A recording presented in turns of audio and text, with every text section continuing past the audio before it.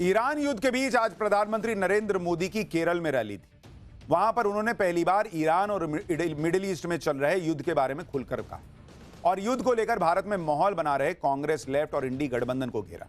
PM Modi ने कहा कि कांग्रेस और लेफ्ट युद्ध के समय अफवाहें फैलाने में जुटे। देश में भय पैदा करने के लिए कांग्रेस लेफ्ट ने पूरी ताकत लगा दी। कांग्रेस जानबूझकर उकसाने वाले बयान दे रही है। कांग्रेस इतने बड़े वैश्विक संकट में भी राजनीति ढूंढ रही है। कांग्रेस चाहती है कि स्थितियां बिगड़ जाएं, लोग संकट में फंस जाएं ताकि मोदी को गाली दे सकें। एक बार पीएम मोदी ने कांग्रेस को लेकर जो कहा है वो आप सुन लीजिए, फिर जमीनी सच्चाई क्या है उसकी ग्राउंड रिपोर्ट दिखाऊंगा। ये बहुत बड़ा दुर्भाग्य है कि कांग्रेस पार्टी इतने बड़े वैश्विक संकट में भी राजनीति ढूंढ रही है।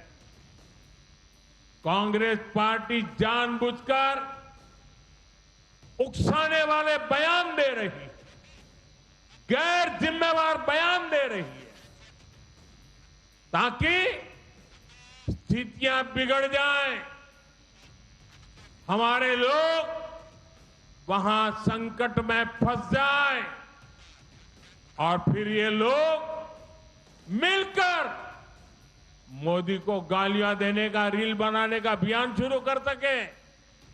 यही उनका खेल है। और आज देखिए ये लोग मिलकर अफवाहें फैलाने में जुटे हैं। आज युद्ध के समय,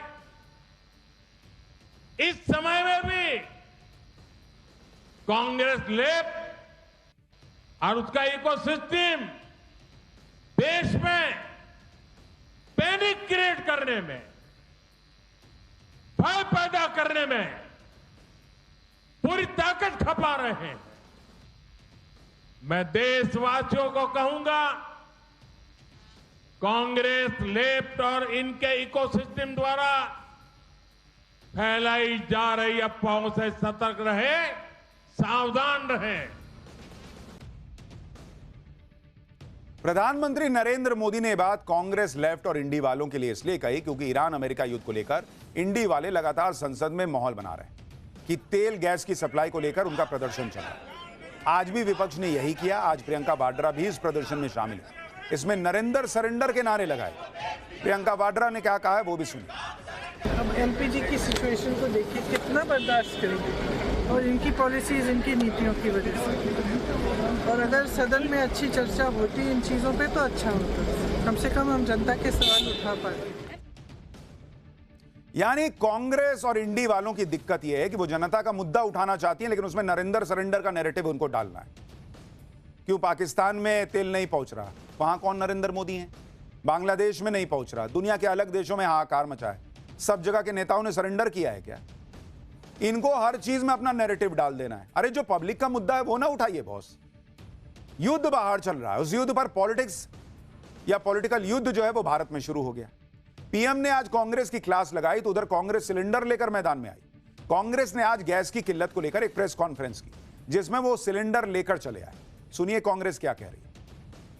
हरदीप पुरी मंत्री 9 फरवरी को कह रहे थे कोई कमी नहीं है, भंडार भरे हुए हैं। ये देखिए दिल्ली की खबर, ये आज का देश का है। वहां पर पंजाब, गुजरात, मुंबई सबसे खबरें आ रही हैं। हर जगह एलपीजी गैस सिलेंडर की किल्लत हो चुकी है। लोग भारी लाइनों में कर्नाटका, उड़ीसा, झारखंड, छत्तीसगढ़, केरला, कोई देश का राज्य आप देख लीजिए, उत्तर से दक्षिण, पूर्व से पश्चिम इसकी चपेट में आ चुका है। पूरी तरीके से इसकी चपेट में आ चुका है कि घरेलू सिलेंडर की किल्लतें बढ़ गई हैं। इंडी गठबंधन और विपक्ष की दूसरी पार्टियां वो भी सवाल उठा रही। देश में गैस की किल्लत पर कांग्रेस ने पीएम मोदी को घेरने की कोशिश की तो उद्धव ठाकरे की पार्टी पीएम मोदी का मजाक उड़ाने में जुट गई। इस पॉलिटिक्स के बीच अरविंद केजरीवाल एक्टिव हो गए। उन्होंने प्रेस कॉन्फ्रेंस की, ईरान वॉर को लेकर पीएम मोदी पर सवाल उठाए। संजय राउत और केजरीवाल को सुनिए, फिर आपको जमीन पर क्या हकीकत है वो दिखाता हूं। मोदी जी बहुत बड़े शास्त्रज्ञ है, वैज्ञानिक है, साइंटिस्ट है। कुछ साल पहले मोदी जी ने एक संशोधन किया था कि नाले से गैस बनाएंगे। आपको याद होगा तब सब लोगों ने उनकी चेष्टा की, हाँ मजाक उड़ाया मोदी जी का, अरे क्या बोल रहे हैं। हम नाले से गैस पैदा करेंगे और घर घर में चूल्हे जलाएंगे। अब वो समय आया है मोदी जी का संशोधन एक्चुअल प्रैक्टिकली निर्माण करने का। तो हम ये चाहते हैं कि इस प्रकार का पहला प्रोजेक्ट जो है नाले से गैस बनाने का, वो हम मुंबई में निर्माण करना चाहते हैं। प्रधानमंत्री मोदी जी ने सबसे बड़ी गलती जो की है वो ये है, किसी भी युद्ध के अंदर जब हमारा कोई स्टेक ही नहीं है, हमें किसी भी पक्ष का साथ नहीं देना चाहिए था, हमें न्यूट्रल लेना चाहिए था। नॉन अलाइंड पॉलिसी भारत की विदेश नीति पिछले 75 साल से चली आ रही थी, जिसको प्रधानमंत्री ने चंद दिनों के अंदर डिमोलिश कर दिया। वो जाके सीधे इजराइल और अमेरिका के साथ खड़े हो गए, ईरान के खिलाफ खड़े हो गए। युद्ध शुरू होने के एक दिन पहले उन्हें इजराइल जाने की क्या जरूरत थी? युद्ध शुरू होने के एक दिन पहले उन्होंने नेतन्याहू को झप्पी पाने की क्या जरूरत थी? ये करके उन्होंने पूरे देश को संकट के अंदर डाल दिया है। उधर अखिलेश यादव ऐसे वीडियो शेयर कर रहे हैं जिसमें गैस सिलेंडर के लिए मारामारी दिख रही है। अखिलेश यादव ने कहा कि कभी ऑक्सीजन के सिलेंडर के लिए जनता भटकी थी, अब खाने के सिलेंडर के लिए भटक रही है। एक तरफ तो ये अलग अलग तरीके की पॉलिटिक्स चल रही है, लेकिन असल में रसोई गैस की किल्लत का सच क्या है? हमने जब ग्राउंड पर जाकर लोगों से बातचीत की तो हमको क्या दिखा, अब आपको वो बता। ये तस्वीर नोएडा की है। नौजवान, बूढ़े, महिलाएं, हर कोई खाली सिलेंडर लेकर लाइन में लगा है। सभी को तुरंत गैस चाहिए। अचानक सिलेंडर की बड़ी डिमांड से गैस सिलेंडर के दफ्तरों पर लंबी लंबी लाइनें लग गई।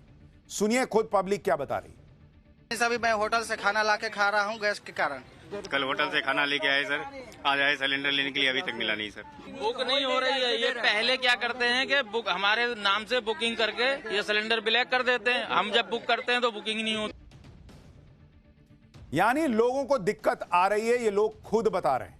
और ये सिर्फ एक जगह की बात नहीं है, कई जगहों से ऐसी तस्वीरें आई जहां पर एलपीजी के लिए लंबी लंबी लाइनें दिखी। लेकिन ये लाइनें इसलिए भी लगी हैं क्योंकि लोगों को डर है कि आगे चलकर उनके घर में कहीं गैस खत्म ना हो जाए। सुनिए भोपाल में लोग क्या कह रहे हैं। हाँ, वो खत्म होने वाले। एक तो 2008 दिन में एक खाली रखा था, मैं कि ये और भरवा लो चल के। घर वालों ने दबाव बना के रखा, सिलेंडर भरवा के ला कर दो। अच्छा। हाँ, तो वो उन्हें पेपर पढ़ा होगा, पेपर में और आजू बाजू बातें चलती हैं, उस वजह से घर वाले भी घबरा रहे हैं। यानी कुछ लोग पैनिक बाइंग भी कर रहे हैं कि भाई अगर ये युद्ध लंबा चल गया, सिलेंडर नहीं मिला तो क्या होगा। तो सबके घर में एक स्पेयर सिलेंडर तो रहता ही है। लोग ज्यादातर लोग कह रहे हैं कि भाई जाओ भरवा लो, उसको रखो, लंबा चल गया तो क्या करेंगे भाई युद्ध। कोलकाता में तो एलपीजी सिलेंडर के लिए घरेलू कस्टमर से ज्यादा ऑटो वाले परेशान हैं। एलपीजी की किल्लत की वजह से जो ऑटो एलपीजी गैस से चलते हैं वो गैस भरवाने के लिए 1 से 1.5 किलोमीटर लंबी लाइन में लगे हुए हैं। कुछ ऑटो वालों ने बताया कि वो कल रात से लाइन में लगे हुए हैं।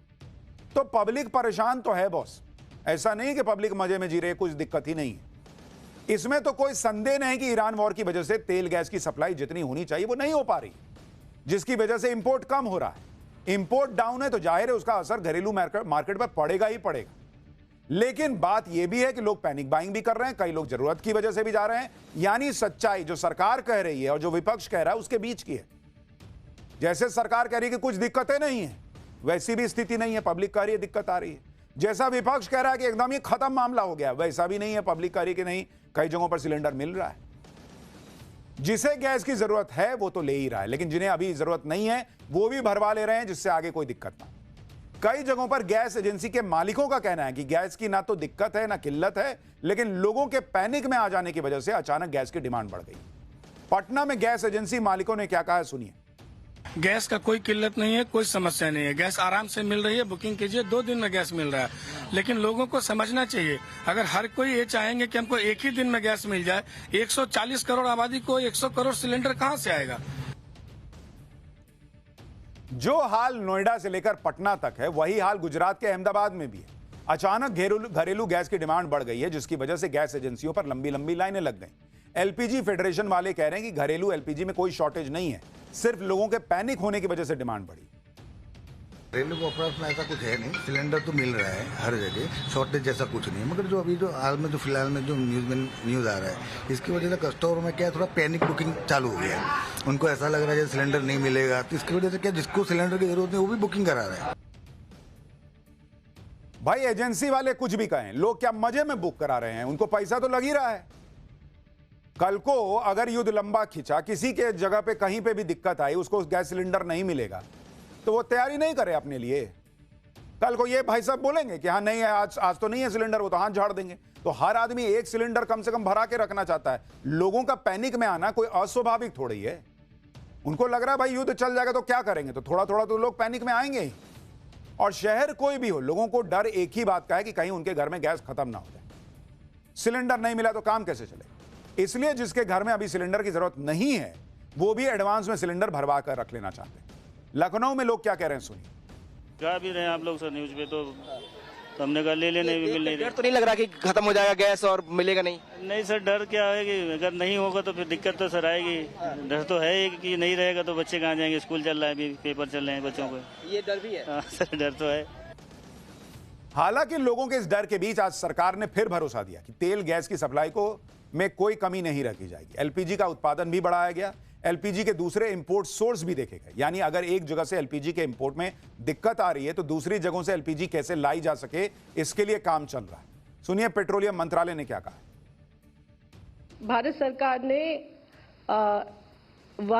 Has issued N order on 8 मार्च जिसके द्वारा उन्होंने रिफाइनरीज और पेट्रोकेमिकल कॉम्प्लेक्सेस को एलपीजी उत्पादन को मैक्सिमाइज करने का आदेश दिया।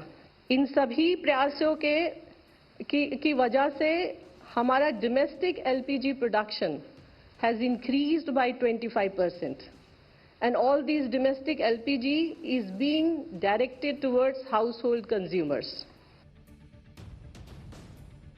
ईरान अमेरिका युद्ध का असर हवाई यात्रा पर भी पड़ने लगा है। कुछ एयरलाइंस ने टिकट महंगी कर दी है या फ्यूल सरचार्ज बढ़ा दिया है। एयर एशिया ने टिकट के दाम बढ़ाए हैं। एयर इंडिया ने कहा कि वो 12 मार्च से फ्यूल सरचार्ज के तौर पर 399 रुपया चार्ज करेगी, क्योंकि एविएशन टरबाइन फ्यूल के दाम बढ़ रहे हैं और इस वजह से दाम बढ़ाए गए। इसके अलावा कई और एयरलाइंस ने भी कहा है कि वो जल्द ही दाम और बढ़ा सकती है।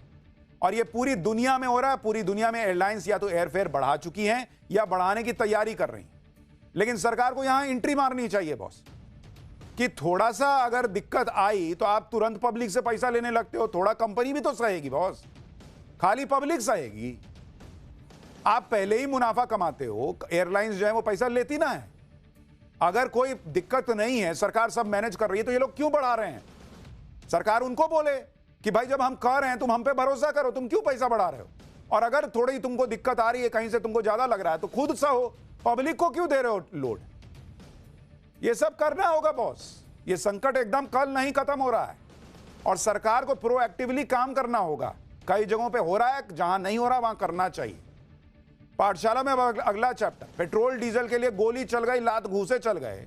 पाकिस्तान में ईरान वॉर की ऐसी मार की गजब ही हो रखा है।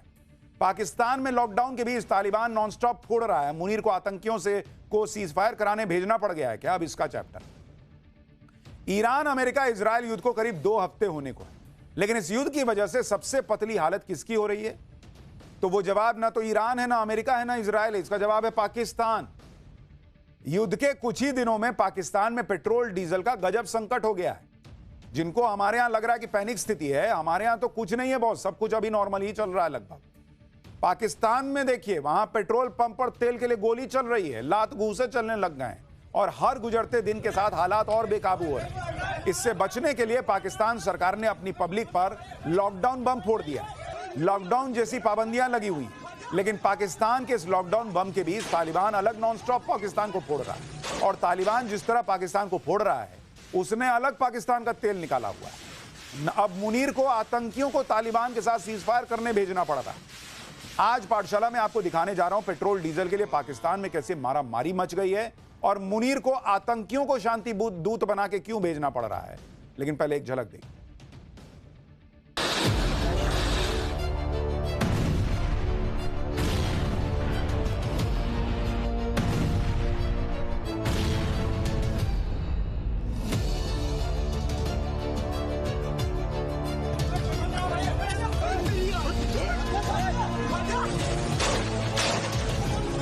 आइंदा 2 माह के लिए सरकारी महकमों की गाड़ियों को मिलने वाले तेल में 50% फिल फॉर कटौती की जा रही है। अगर पाकिस्तान को बचाना है तो फिर जाते ना जाके डोनाल्ड ट्रंप को कहते कि अगर आपने इंडिया को दे दी है ये सहूलत कि वो रूस से मंगवा ले, तो हम भी मंगवा लेते हैं रूस से। पाकिस्तान ने फौरी तौर पे सारा बोझ अवाम पर मुंतकिल कर दिया है। जो हशर हुआ है ईरान का, उससे भी खराब हाल जो है वो पाकिस्तान का होने जा रहा है।